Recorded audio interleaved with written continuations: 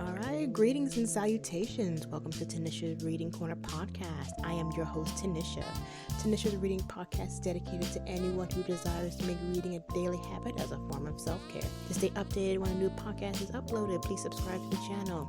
In addition, you can find me on Instagram at Tanisha's Reading Corner for many book recommendations and tips and tricks on how to keep reading a daily habit. Let's dive into today's episode.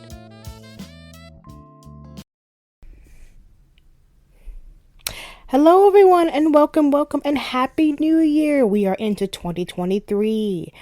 Ooh, yes, another year to get things done, another year to get things right. New Year's is always the best time to start setting new goals, resolutions, and overall just setting new intentions for your life moving forward. One of the biggest resolutions that people generally make are around finances. People wanting to know how to get and save and invest more money. So today's episode is a book review on a financial book called How to Get Good with Money by Tiffany Aliche, who is commonly known by her name, The Budgetnista. This book changed my whole mindset around money and helped me to pay off an immense amount of credit card debt. But before I review that book, I wanted to start this episode with a little differently. Last year, I was really slacking when it came to my reading habit, and I only read around 16 books, which is not typically what I do. So this year, I'm going to push myself, and I'm going to read more books this year. I'm going to read roughly 50 books. That's roughly 4 to 5 books a month. So for my listeners, you can follow me at Tanisha's Reading Corner on Instagram and www.tanishasreadingcorner.com to get updates on how I'm doing with my goal. With goal setting, while it is good to have a target, it's better not just to set a goal, but a SMART goal. And you've probably heard of SMART goals before, but SMART goals stands for specific, measurable, achievable, relevant, and time. So specific just means clearly state the goal. So my goal is to read 50 books this year. It is clear, concise, to the point. M is for measurable. Find a way to measure your goal. So my way to measure this goal will be to have a countdown on my Instagram profile that shows me how many books I've read and how much I have left to read. This will help you when you set a measurable goal. When you make your goals measurable, it'll keep you accountable because it'll give you a visual to see how you're doing on your goal daily, so you're more able to stick to it and you're more able to willingness to achieve to it. Speaking of achieving, the next step is achievable. This is a goal that is visibly possible for you. It makes it, don't set a goal that is not feasibly possible for you to complete. What I mean is, I generally wanted to try, originally my goal was I wanted to try to read 100 books in a year. But then I really looked into the time that I had, and to set a goal that big would be great one day, but I'm kind of building to that. So I want to keep reading a daily habit, but in order to do that, I want to make sure I'm having fun with it. I want to make sure I'm enjoying it. If I'm just reading just to keep this goal, I might turn around to resent it. So that's why the 100 would be a stretch for me, but 50, while it's easier than 100, it's still a challenge, but it's achievable. So, achievable. And then there's R, which is relevant. So why are you setting this goal? Is this goal relevant to your life? When the subject is irrelevant, you are more likely to stay interested and feel inspired to complete it. So, that's why this podcast is all about, is keeping reading a daily habit as a form of self-care. So this is a very relevant goal to my life. And lastly, T is for time. What is a deadline for this goal to be accomplished or finished? Having a deadline creates urgency and gives you a chance to break down the goal over days, months, or a year. So my SMART goal, when it pertains to reading, is to read 50 books and keep track, measure this goal with a countdown on Instagram. This is an achievable goal, and it's not too easy or hard. It's relevant to my life because reading has always been a form of self-care for me. And my time frame will be January 1st of 2023 to January 1st of 2024. So that's my SMART goal. What's yours? Please leave a comment on wherever you get your podcasts, or go to www.tanishasreadingcorner.com to leave a comment on what your reading goals are for this year. When we share our goals with others, we're encouraging others to keep going with their goals as well too. Plus, it creates your own cheerleading squad. So I just wanted to share that with you. When we're making our resolutions, our goals for this year, use the SMART goal method as a way to map out how you can achieve your goals, because most likely you'll be able to keep your goals if you do it this way. Two of the top New Year's resolutions that people generally like to make are to read more books and to set new financial goals.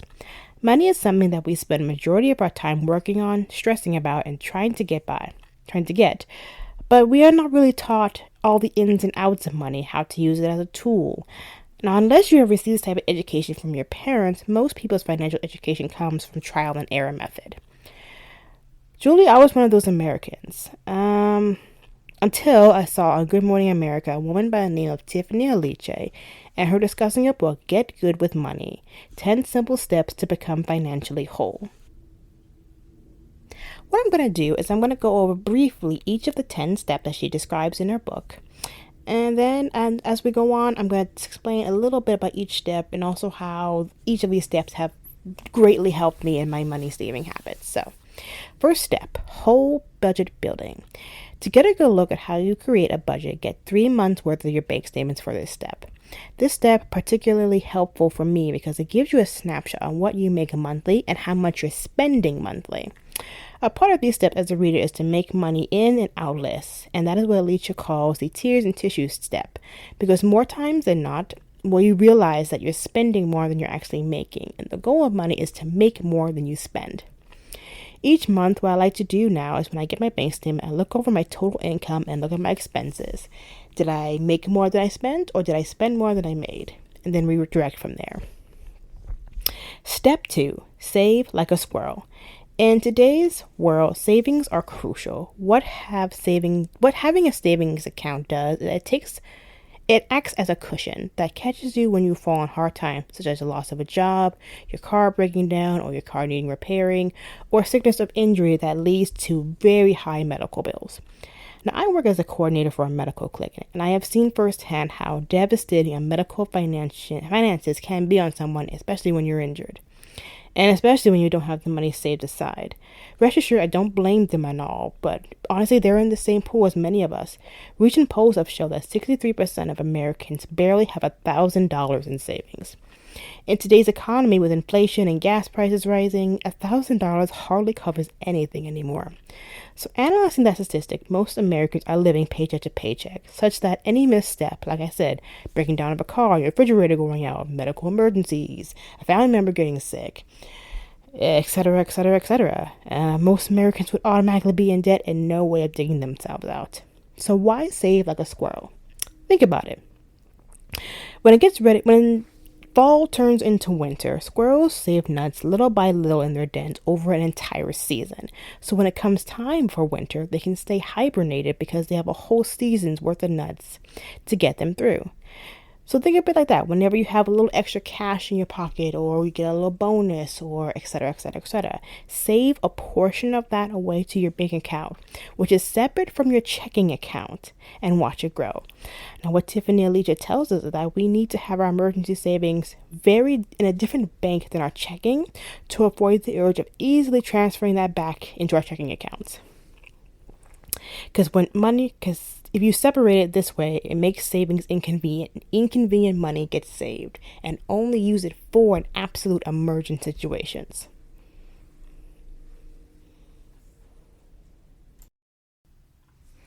Onward to step 3, which is dig out of debt.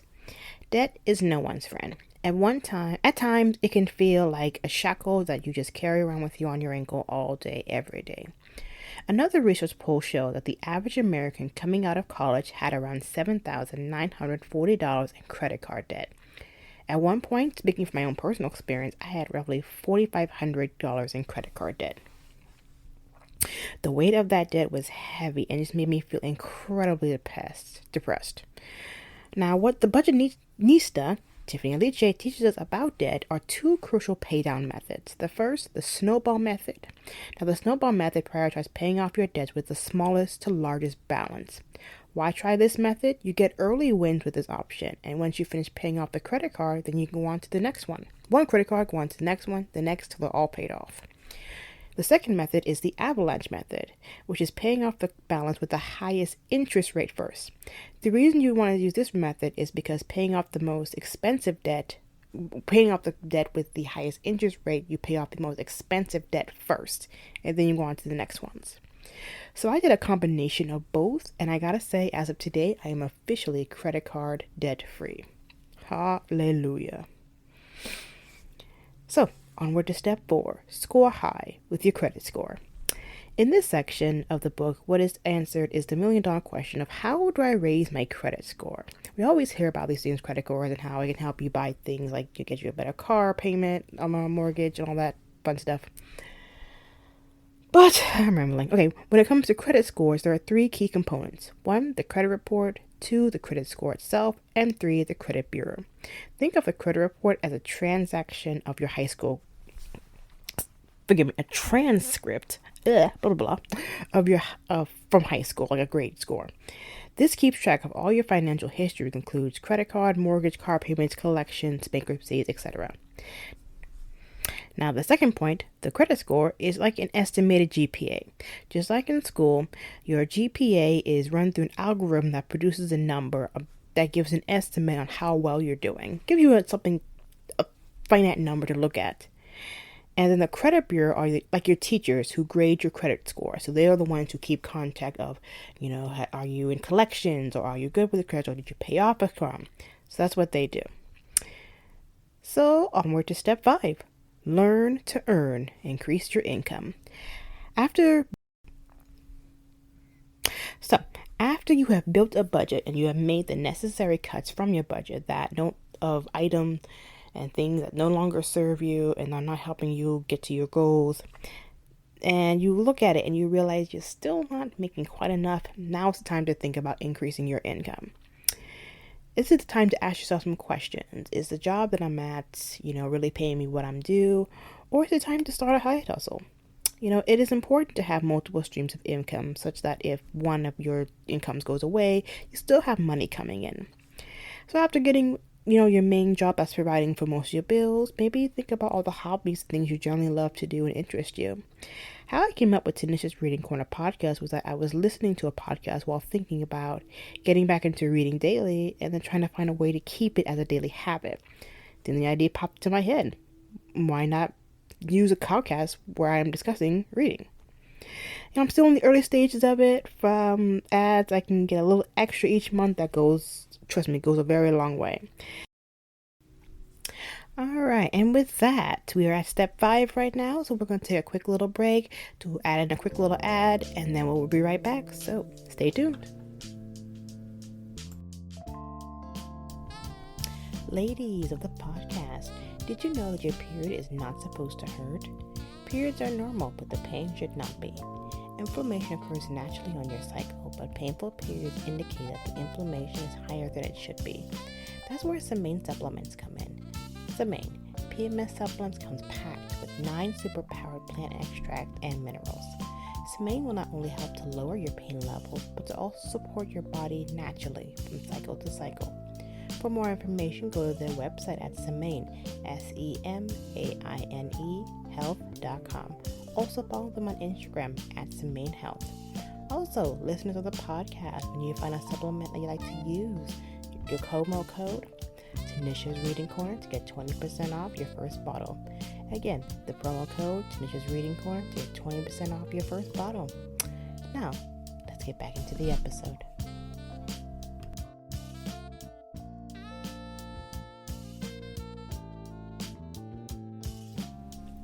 Alright, welcome back. Okay, welcome back. So we are on and rolling with step 6, invest like an insider, building wealth. Investing is all about taking care of yourself today to help set you up for a more secure future. Investing for retirement means you'll have enough money to live life comfortably when you have decided to stop working. Now, a quote from Aliche is that it is your younger self's job to look after your older self. To help with this step, you must calculate how much you need to retire comfortably, decide where to put the money, and then choose the investments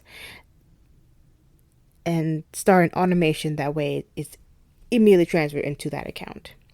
And also the book goes into much more detail But before we go to that, we're going to move on to step 7. Get good with insurance. Insurance is a risk management tool. Insurance comes from 4 main categories: health insurance, life insurance, disability insurance, property casualty insurance. And all right, we're moving on now to step 8, which is grow rich-ish, meaning you're increasing your net worth. Checking your net worth is like using a thermometer to check your temperature. The goal is to have a positive net worth, even if it's only $100. Your net worth basically comes down to assets, what you own, such as stocks, real estate, cars, jewelry, savings, precious metals, equipment, minus your liabilities, things you owe to other people, like bank loans, student loans, car loans, mortgages, credit card debt, eek, income tax, outstanding bills, oh my. And onward to step 9, pick your money team. When to start seeking for financial assistance. And step 10, leave a legacy, estate planning. Now, I went through those last few quite quickly because, as always, I don't like to give out everything that's in a book in my podcast, because I do want you to go buy this book, because it gives you so much more details. It gives you templates on how to start a budget. It gives you ideas on where to put a savings account. It gives you so much detail. So that's why I want you really to go and get the book. On that note, we're going to end my podcast the way I always do, with a quote. And this quote comes from our author, Tiffany Aliche, the Buzzniska. And it goes, "You're already showing aptitude in other areas of your life. It's not a capability issue, it's a confidence issue. Tell yourself, if I can do this, I can certainly do that." And on that note, I thank you so much once again for tuning in to another episode of Tanisha's Reading Corner podcast. We will be posting episodes weekly on Wednesdays. So also follow us at www.tanishasreadingcorner.com for updates on when a new episode is uploaded. Also, you can follow me on Instagram at Tanisha's Reading Corner for tips and tricks on how to keep reading a daily habit as a form of self-care. I thank you so much for tuning in, and until next time, good wellness and good reading, and Happy New Year!